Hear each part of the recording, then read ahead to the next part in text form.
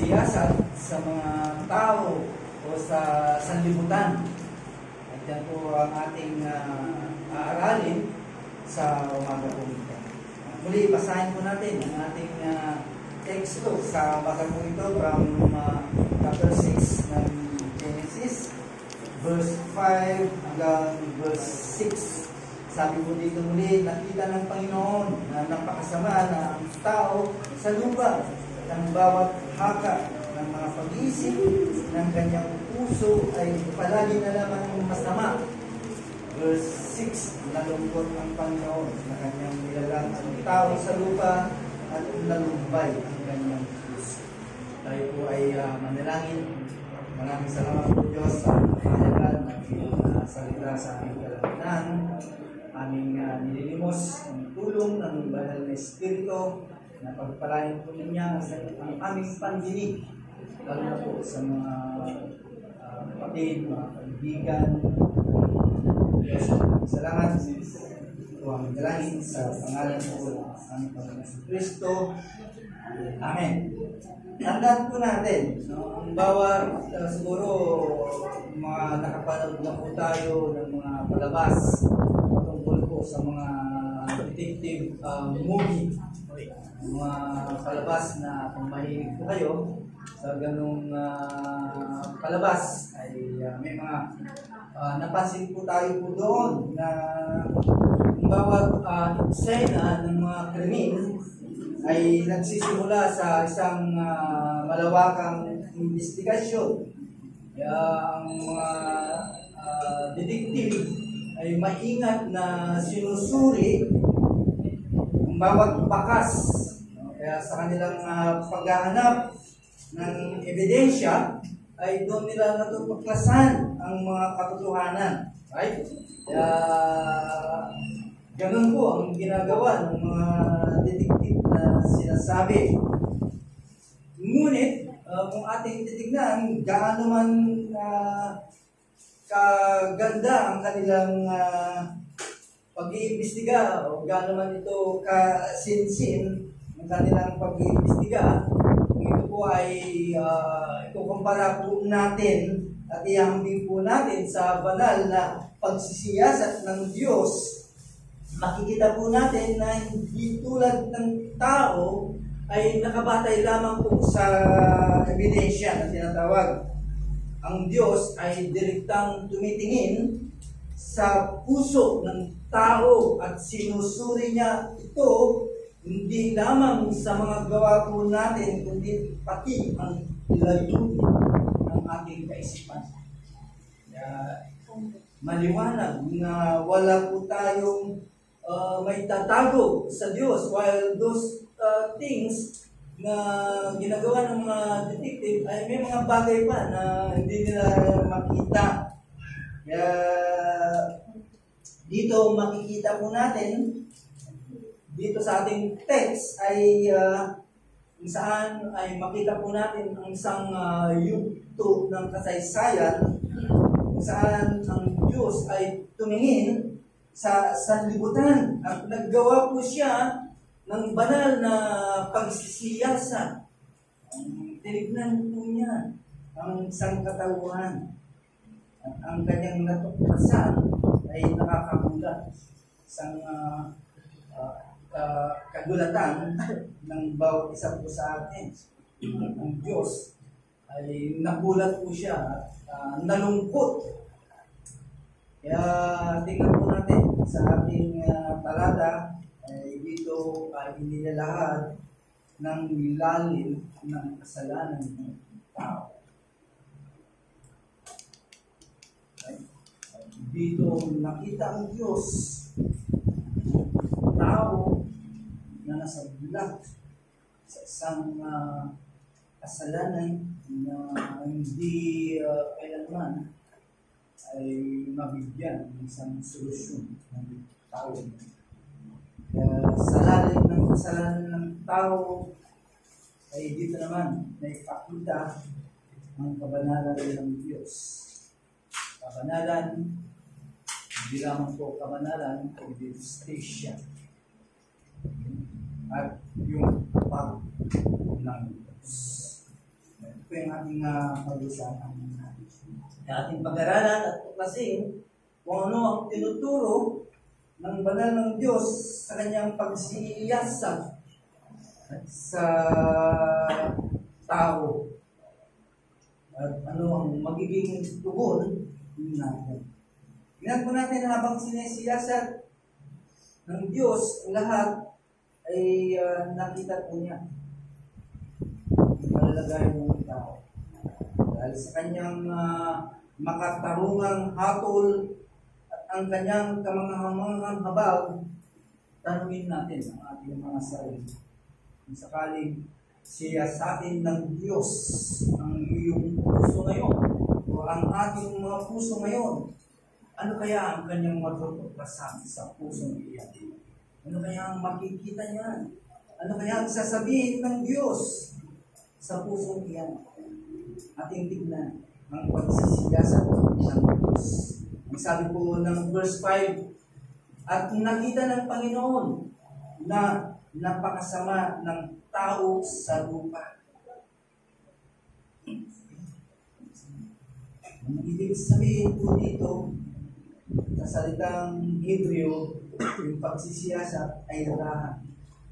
Ibig sabihin ay siyasatin ng Diyos. At tignan po natin ang masusi upang maimbestigahan. Kaya dito sa ating talata, nakikita ng Diyos hindi lamang sumulyap sa gawa ng sangkatauhan, kundi siya ay nagsiyasat sa mga pinakaloob na layunin ng puso. Hanggang sa puso ay sinayasat ang Diyos. Kaya sa kanyang pagsisiyasat na ito, hindi lamang tumutukoy sa panlabas na gawa, sa panlabas na aksyon, kundi pati na rin sa mga iniisip at layunin ng tao. Ang inspeksyon ng Diyos ay hindi po pabaya. Ito ay masusi at tumatagos sa puso. Dito makikita po natin ang katangian ng Diyos. Kita po natin kung ano po ang katangian po ng Diyos sa pagkakataon po ito, sa kanyang pagsisiyasat. Ito po ay nagpapaalala sa atin ng kanyang pagiging makapangyarihan sa lahat. Wala po tayong maitatago. Walang makakantanan sa kanyang mata. Gaya ng sinasabi ng Hebreo chapter 4 verse 13, ang sabi po dito, at walang nilalang na nakatago sa kanyang paningin, kundi ang lahat ng mga bagay ay lantad sa kanyang mga mata. Lantad sa kanyang mata. At ibig lang sabihin, pagsusulitan po natin dito. Magsusulit po tayo sa Diyos. Isipin natin, ang isang detective, kapag ito po ay nag-iimbestiga ng isang krimen, masusing tinitignan ng bawat bakas, bawat anggulo, gaano man ito kaliit. Right?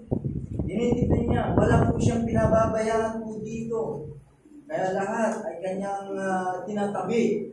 Mayroong mga bagay na nakita po niya which is connected to the investigation, ay tinatabi niya po ito at sinisilip niya po ito dahil po ay babalikan ito niya. Ngunit, ang Diyos sa mataas na antas na pag-iimbestiga ay tumitingin sa puso ng tao. Kaya walang makakalampas sa kanyang paningin. Now, tingnan po natin sa kanyang pag-iimbestiga, tingnan po natin ang hatol ng Diyos. Ang bawat haka, sabi ng text po natin, ng mga iniisip ng kanyang puso ay pawang masama lamang pala. Yun po ang isang depraved heart o depraved soul. Wala pong iniisip, kundi laging masama sa kanyang puso. kahit ito po ay maganda ang kanyang intention, pero sa bandang huli, meron pa rin agenda sa mga bagay po yun. Kaya ituturing ng Diyos ang lahat ng mga bagay ay ito ay masama. Kaya matapos may pakita ang masusing pagsisiyasat ng Diyos, tayo ngayon ay makikita po natin kung ano yung kanyang natuklasan, ang kabuuang kasamaan ng tao. Ito yung kanyang naimbestigahan, ito ang kanyang nakita na ang lahat na ginagawa ng tao ay nakita ng Diyos na ito ay masama.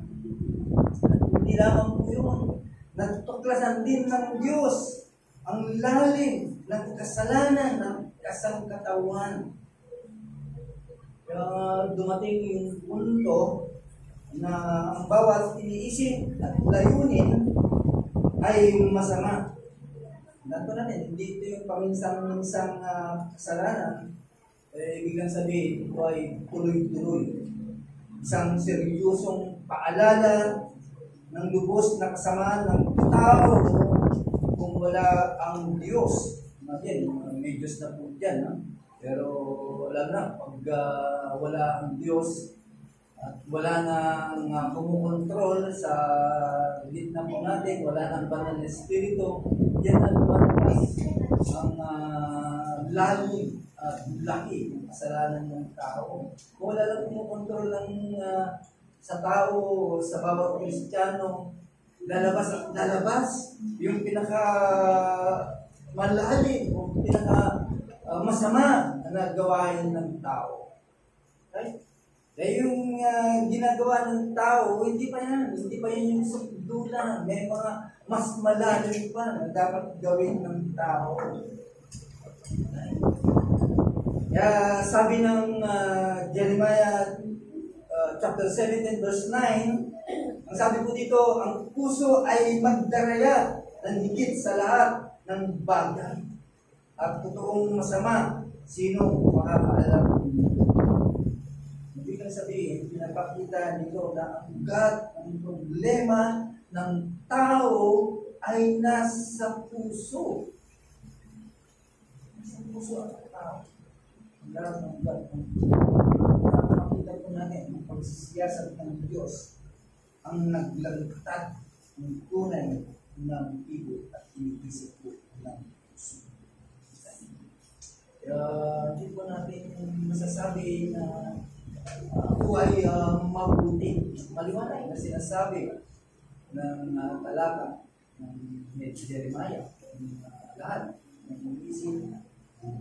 Kaya binigyan din dito sa pamutipan doon sa Romans chapter 3 verse 23. Kaya sabi po dito, sapagkat ang lahat ay nagkasala. Na ibig sabihin, pinapakita po dito yung pangkalahatan na kondisyon ng tao. Lahat tayo ay nagkasala sa harapan ng banal ng Diyos. Sa banal ng Diyos, yung nakita po natin. Wala pong makakalimutas. Wala pong magsasabi na siya ay mabuti at walang kasalanan. Sinasabi po ng ating nabasa sa Romans 3:23 ng lahat ng mga kasalanan. Pero tignan po natin ang awa ng Diyos. Okay? Sa kabila ng kanyang pagiging banal na Diyos, makatwirang Diyos, dapat ang kanyang bibitawan ay yung pagiging, yung judgment o yung parusa dapat ng kasalanan, right? Dapat iyon ang kanyang dapat igawad. Pero sa kabila ng awa ng Diyos, gumawa siya ng paraan, mga kapatid. Kaya sabi po ng verse 6 sa ating text, ang Panginoon ay nagsisi na nilalang niya ang tao sa buhay. At ito'y nagpahirap sa kanya. Hindi nagsisi ang Diyos dahil nila niya ang tao. Nagsisi siya dahil nakita niya ang kondisyon ng tao. nabagabag ang puso ng Diyos. Nagpahirap sa kanyang puso. Mula sa hapon, dapat tayo po ay hatulan dahil tayo po ay makasalanan.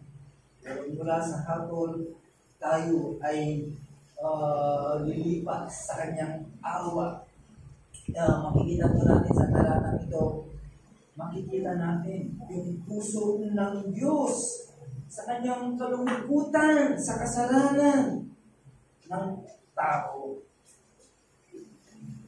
Alam po natin, ang paghahabol po ng Diyos ay hindi po kasi lamig ng tao o walang damdamin. Sa halip, ang kanyang kalungkutan ay nagpakita ng kanyang malasakit. Nagkaroon ng malasakit ng Diyos. Sa kabila ng awa, sa kabila ng kasalanan po natin, nandiyan pa rin ang Diyos.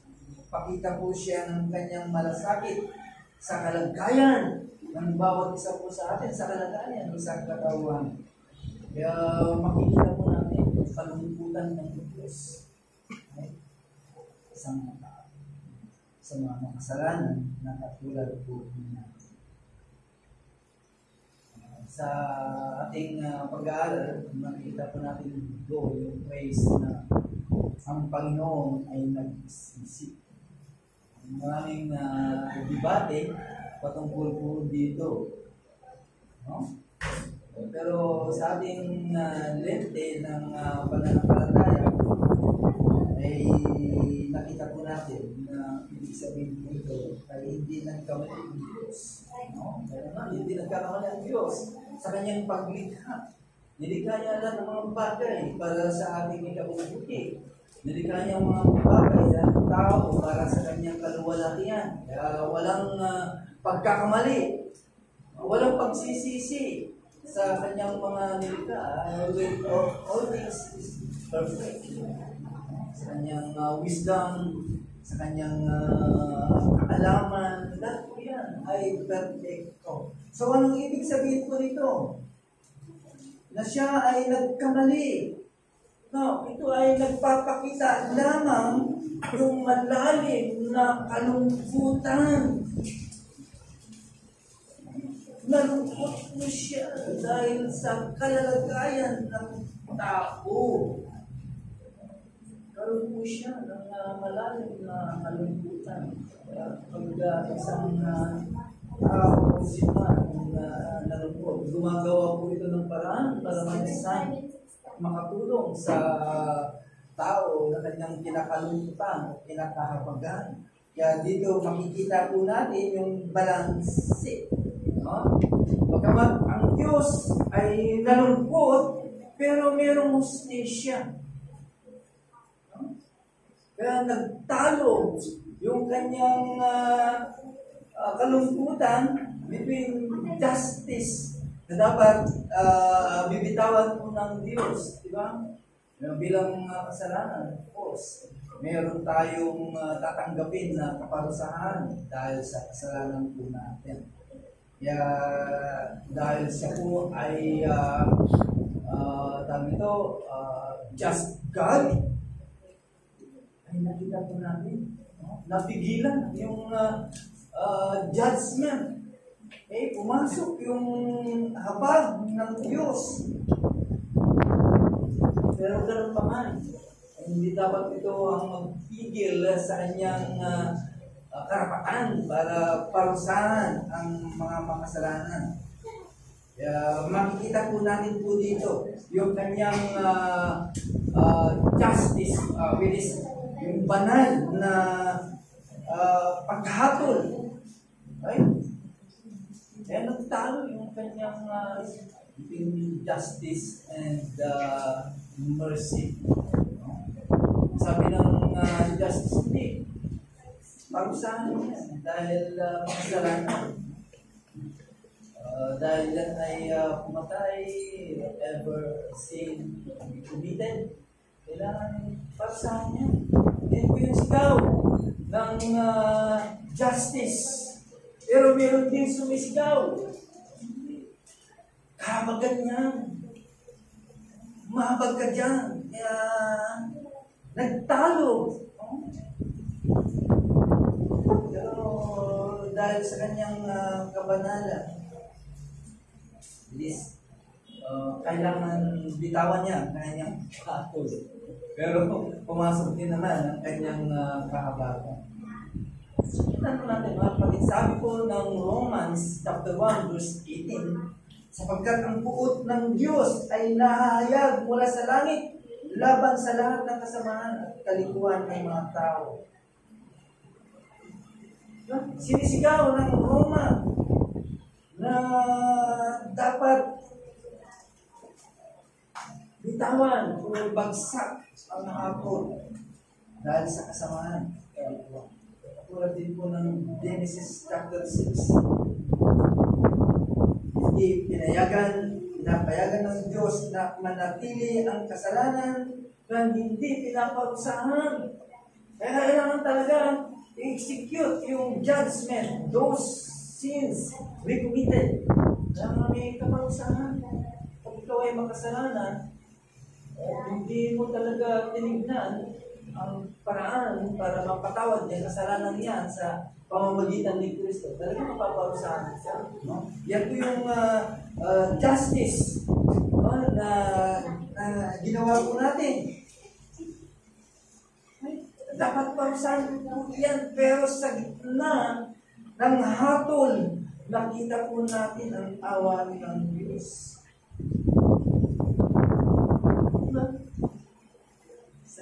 Na ng hatol ang awa ng Diyos ay dito makikita din ng maliwanag. Nagsisisi dahil nagsisisi dahil nakita ko yung kasalanan ng tao dahil sa may kalungkutan ay ginawa po siya ng paraan.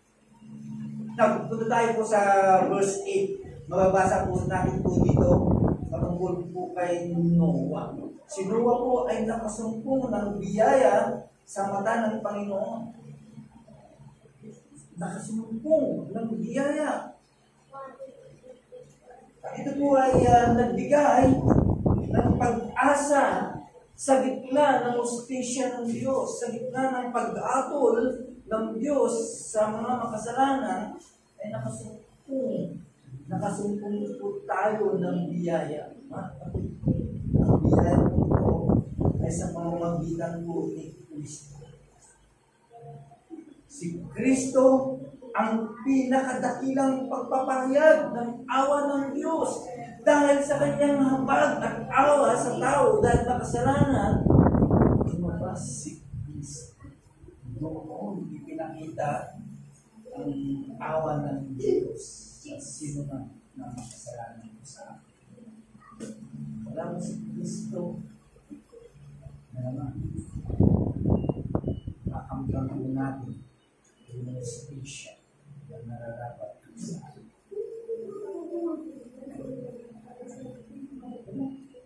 Ano yun? Sino nagligtas kay Noah? Ay yung arko. Tulad ng arko na nagligtas kay Noah, si Jesus naman ang iyong tagapagligtas. Ang ating tagapagligtas ngayon. Hindi natin matatakasan ang hustisya ng Diyos. Dahil sa habang plan salvation, siya nagka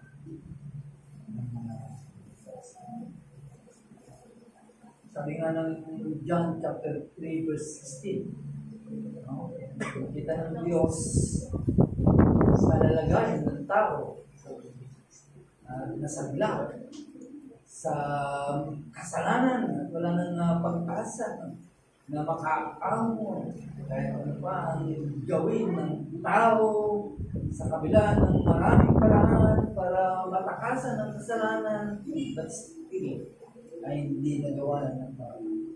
Kaya sabi po ng John 3:16, sapagkat gayon na lamang ang pag-ibig ng Diyos sa sanlibutan. Bigay niya ang kanyang butong anak upang ang sino man na sumampalataya sa kanya ay hindi matapang, hindi magkaroon ng buhay na wala.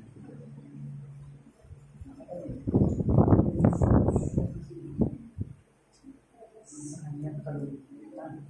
Diba pagka nalungkot ng tao at nakita mo ang isang tao, gagawin mo lahat ng paraan para maigsan ang kalungkutan. Lalo na mahal mo sa buhay.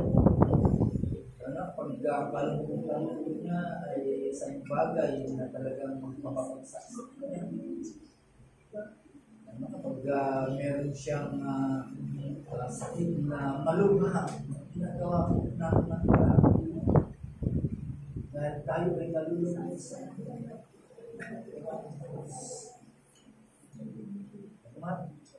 tayo po ay limitado lamang. Para matulungan mo natin yung sino man yung nalulungkot na yun, hindi natin nagagawa ng paraan. Kaya ang tendency ko ay nagigilungkot na rin tayo. Wala kang magawa eh. Diba? Panalangin ko na lang. Pero ang Diyos, ang nakita ko na parang natin. Kaya, parang po natin i-apply ang mga bagay. Ano natin i-apply, lalo na po sa mga hindi pa nakakapiya. Talagang ang awa, ang biyaya ng kaligtasan, yun. Tingnan po natin. Matapos natin makita at pinag-aralan at pagsisiyasat, nakita po natin yung hatol at awa ng Diyos. Yung hatol, ganun din, may awa ng Diyos. Now, tignan po natin kung paano po natin i-apply, yung practical application ang pinag-aralan po natin. Ngayon, mga kapatid, siya sa atin mo ang iyong puso. Sinasabi po natin ang puso. Kung paano sinayasat ng Diyos ang puso ng tao, ang tayo din dapat magpaskasiyasat din po tayo sa Kanya. Kumbaga, o Diyos, di ba? I-check mo, pakiimbestigan mo ang aking puso. Okay? Pag nilayan po natin, ano po ang nasa isip po natin, kung ano po ang motibo at layunin po natin. Magpasiyasat ka sa Diyos. Kaya ang sabi po ng awit, 139, awit, Psalms, verse 24, sabi po, siyasatin mo ako, O Diyos, at alamin ang aking puso. Subukin mo ako, at alamin ang aking mga iniisip.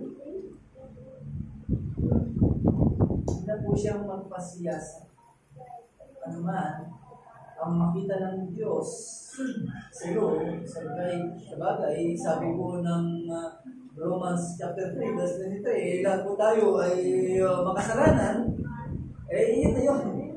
No? Kaya ibig sabihin, dapat tumalikod po tayo sa kasalanan sapagkat ang hatol po doon sa Genesis, ito po ay nagpapaalala sa atin yung bigat ng kasalanan.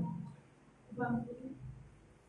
Paalala po sa atin po yun, ano ang bigat ng kasalanan doon po sa Genesis.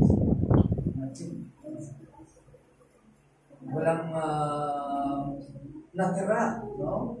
Na mabuti. O mabuti man yung intention mo, pa rin. Kasalanan pa rin. Yun ang nakita ng Diyos eh. Yan ang kanyang investigation eh, di ba? Nakita niya na talagang walang nakalusot. Talagang po yan ay talagang nagkasala. Matindi po no? Yung bigat.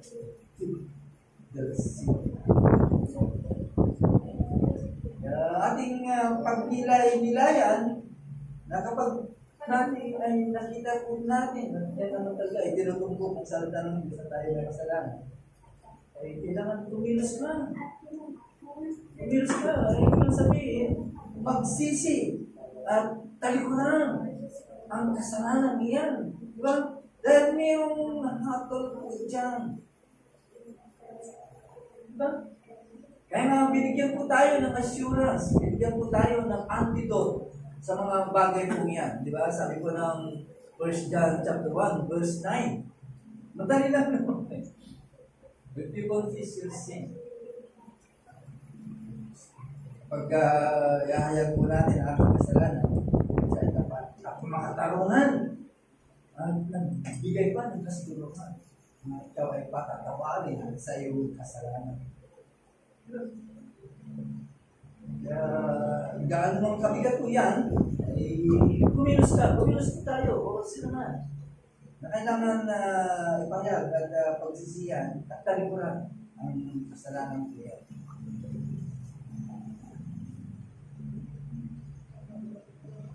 Bagamat nakikita ng Diyos ang ating kasalanan. Nakikita, alam ng Diyos ang kasalanan po natin.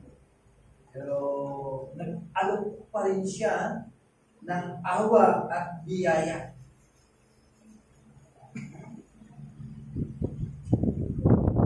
Ayan, yung biyaya at awa sa Diyos. Dahil sa kanyang pagmamahal at pag-ibig ay nagbigay ng pag-asa. Nagbigay ng pag-asa sa kabila ng ating kasalanan o kasalanan. Again, in Revelation chapter 3, verse 22 to 23, ito ang nagpapakita sa akin na tapat ng pag-ibig ng Panginoon na hindi nagwawakas. Sa pananamit. Hindi siya palay. Ang kanyang mga habag ay hindi nagpupulang. Mga kapatid, kaibigan, gana yung Diyos. Siya na yung naawa, pero dahil sa kanyang awa, dahil niya naawaan, tumalima, tumilos.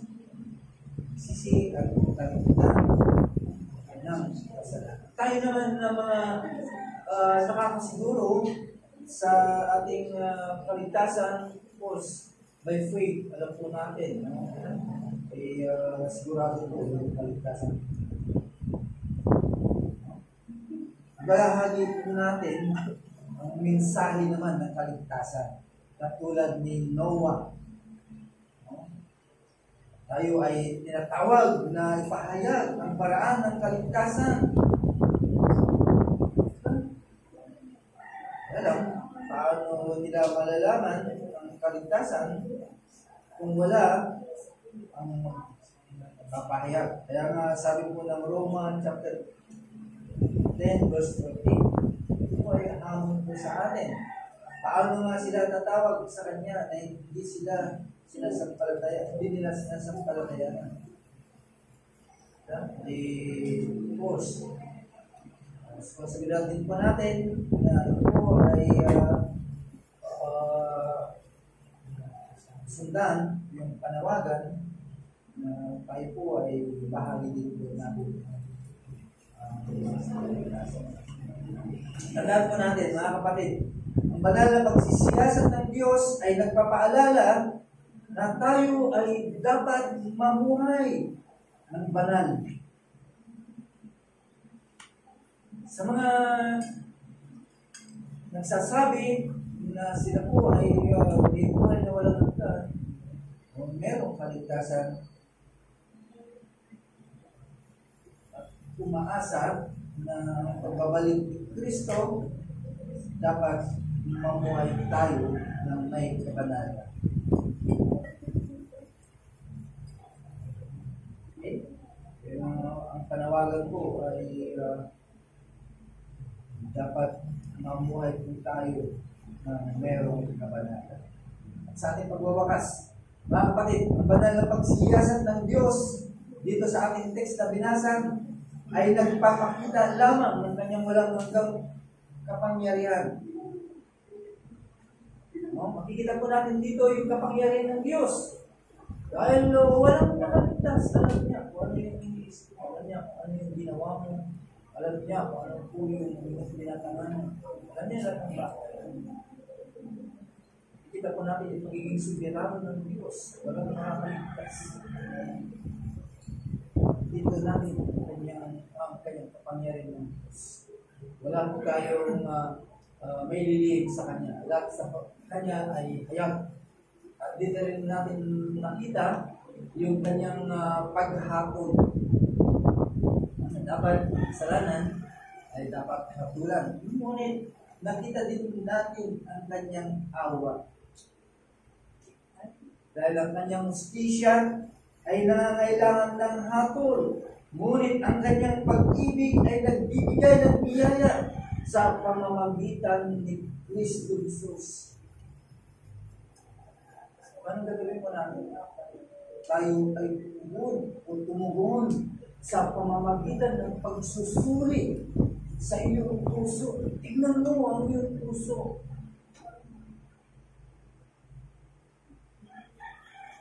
Suriin mo natin ang ating mga puso at talikuran ang kasalanan. Tignan mo natin.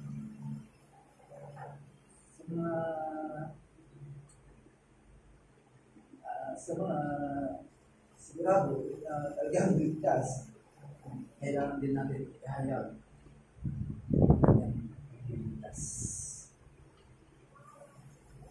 Pag naranasan po natin ang kaligtasan sa sinasabi po natin, dahil sa tuwa at awa mo sa kapwa nating tao, kaya po natin ihayag ang kaligtasan. So Diyos, kami po ay nagpapasalamat sa kapahayagan ng pagligtas sa amin. Sa kanila, ang hapon na dapat namin daspin dahil sa aming sa aming nanak na dapat kanya akong magtulan. Ngunit, nakita ko na awa. Yung awa ko Diyos sa amin. Ang awa ko yun ay pinano mo po ang kaligtasan. Sa tanong mo yan, ibinigay mo sino man kumalima ng palataya, ginawa Kristo sa krus at ibagi.